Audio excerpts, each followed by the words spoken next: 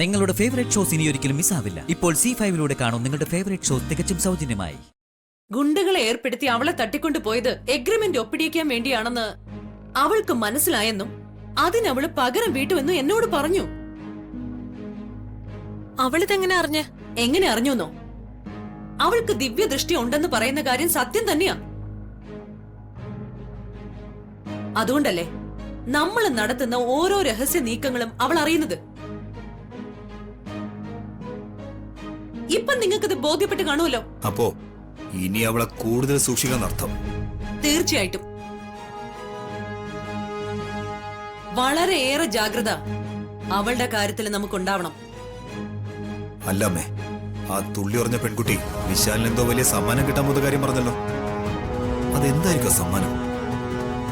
അത് മാത്രമല്ല, ദുർഗാഷ്ടമി ദിവസം വിശാലിന്റെ എന്ത് ചോദ്യങ്ങൾക്കാണ് ഉത്തരം ലഭിക്കാൻ പോകുന്നത്? വിനയ്, നീ ഇത് എന്നോട് ചോദിച്ചിട്ട് ഒരു കാര്യമില്ല. എടാ, നിന്നെ പോലെ തന്നെ എനിക്കും ഒന്നും മനസ്സിലായിട്ടില്ല.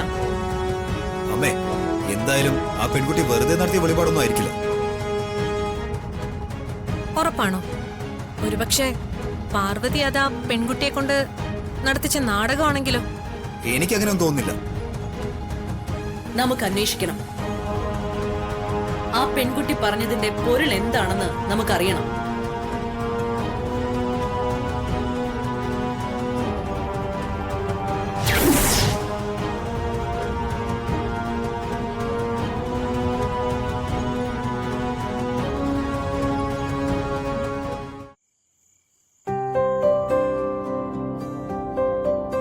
നമ്മൾ എന്നും കാണാറുള്ള സാധാരണ പെൺകുട്ടിയല്ലേ അവള്? അവൾക്ക് എങ്ങനെയാ പെട്ടെന്നൊരു അനുഗ്രഹം ഉണ്ടായത്? അതങ്ങനെയാ സർ. അമ്മ ആരിൽ അനുഗ്രഹം ചൊരിയുമെന്നോ ആരുടെ നാവിലൂടെ അരുളി ചെയ്യുമെന്നോ നമുക്ക് ഒരിക്കലും സങ്കല്പിക്കാനാവില്ല. അവള് എന്നെ പോലെ തന്നെ ഉദയന്നൂരമ്മയുടെ ഒരു കടുത്ത ഭക്തയാ. അതുകൊണ്ടാവും അമ്മ സാറിന് നൽകാനുള്ള അരുളപ്പാടിനു വേണ്ടി അവളെ തിരഞ്ഞെടുത്തത്.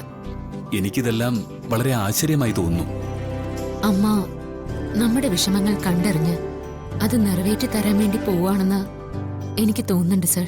എന്തായിരിക്കും എനിക്ക് വേണ്ടി കാത്തുവച്ചിരിക്കുന്ന ആ വലിയ സമ്മാനം? അതെന്താണെന്ന് അറിയണമെങ്കിൽ നമ്മൾ കാത്തിരുന്നേ മതിയാവും സർ. ആ സമ്മാനം എന്താണെന്ന് അറിയാനുള്ള ആകാംക്ഷയില്ല ഞാനിപ്പോ. എത്രയും പെട്ടെന്ന് സമ്മാനം കിട്ടുമെന്നല്ലേ പറഞ്ഞത്? അതിനർത്ഥം ഏതാനും ദിവസങ്ങൾ കാത്തിരുന്നാ മതിയാവും. കുറച്ചു ദിവസം കൂടി സാറിന് ക്ഷമിക്കുക. എന്തായാലും മഹാരാജാവിനെ പോലെ ജീവിക്കുമെന്ന പറഞ്ഞത്. അപ്പോ നമ്മള് വീണ്ടും നമ്മുടെ ആ പഴയ സ്ഥിതിയിലെത്തുന്ന ഉറപ്പാ. ആ പ്രതീക്ഷ എനിക്കും ഉണ്ടായിരുന്നു സർ. അതിനുവേണ്ടി ഞാൻ നിത്യവും പ്രാർത്ഥിക്കുന്നുമുണ്ട്. തന്റെ പ്രാർത്ഥനയുടെ ഫലമായി തന്നെയാവും എനിക്ക് ഈ സമ്മാനം കിട്ടുന്നത്. നമുക്ക് രാജകീയമായ ഭാവി ഉണ്ടാവുന്നത്. ആ സുന്ദര മുഹൂർത്തത്തിന് വേണ്ടി നമുക്ക് നാളുകൾ എണ്ണി കഴിയാം. ഏതായാലും ദുർഗാഷ്ടമി താണ്ടില്ലെന്ന് എനിക്ക് തോന്നുന്നുണ്ട്. വരുന്ന ദുർഗാഷ്ടമി ദിവസം സാറിന്റെ മനസ്സിലുള്ള ഈ ചോദ്യങ്ങൾക്കും ചിന്തകൾക്കും എല്ലാം ഉത്തരം ലഭിക്കും സർ.